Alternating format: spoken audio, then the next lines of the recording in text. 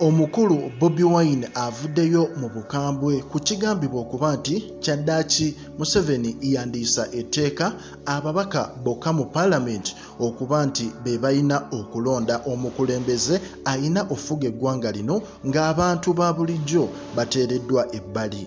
Gwe yonna gy'osinziira okuba nga weekumidde ku omukutu ogwa President Media nga twewaayo okuba nga tukuwa updates zonna ezigenda mu maaso mu ggwanga lyattu Uganda, era nga tugamba gwe omupya subscribinga onyige n'akade oleme kubanga osubwa mu mawulire geetooloola mu ggwanga erya Uganda. Omukulu Bobi Wine avuddeyo n'agamba nti ekitta omuntu kitandika ne appetite.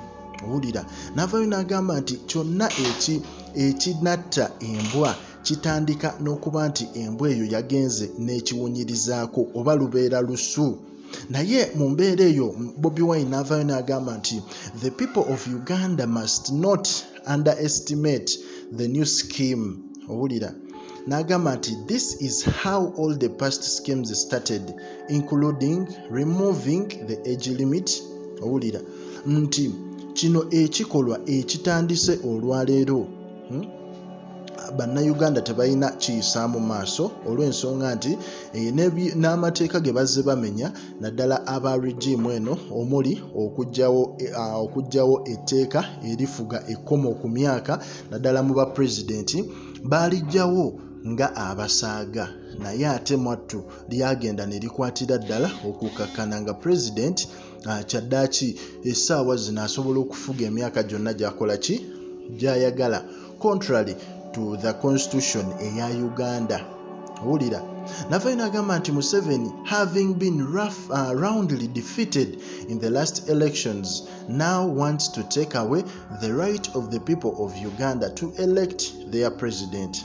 Of course, he plans to do this in order to impose his drunk son on us, well knowing that he can't even get 5% of a popular vote. Owulira nti ebikolwa nga bino General Museveni yavuddeyo kyaddaaki ayagala okuyisa etteeka lino nga mu mbeera eyo ayagala ateekeko mutabani we omutamiivu. N'agamba nti naye alowooza mutabani we asobola okufuga eggwanga lino yet tasobola weza yadde obutundutundu 5 ku buli 100 obwakalulu akanaaba kavudde mu kulonda okusinziira kwani ku Bobi Wine. N'avaayo n'agamba nti yeebaza bannayuganda olwa pressure gye batadde ku dictator Museveni olw'ensonga nti essaawa zino takyaswala wabula aswaza buswaza olw'ebikolwa byazze akola. N'avaayo n'agamba nti naye essaawa zino tulina okulekeraawo okwogera wabula tutandike okubaako kye tukola. N'agamba nti bannayuganda nammwe mulina omulimu okusobola okubaako nammwe kye mwekolera. N'agamba think about what we can individually and collectively do to put an end to this madness. So mukulu Bobi Wine ekintu kino abadde mukambwe ennyo ng'akyogerako. Tulabye ne Elias Lukwago naye avuddeyo n'alagira ddala nti eggwanga oba obubonero obwa state oba obw'eggwanga erigudde bwe buno, era ye n'avaayo n'agamba nti wa inna lillahi wa inna ilaihi rajiun.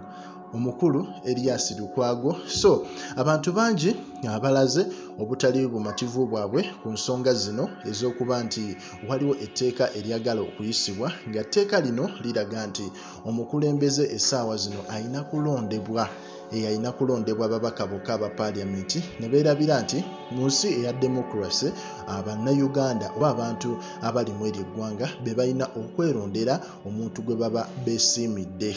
So katulinde tulabe biki ebinaavaayo saidi ya NRM egenda kwogera ki, naye nga ku mukutu President Media likinga commentinga era osubscribinge oleme kusubwa updates zonna zigenda mu maaso mu ggwanga erya Uganda.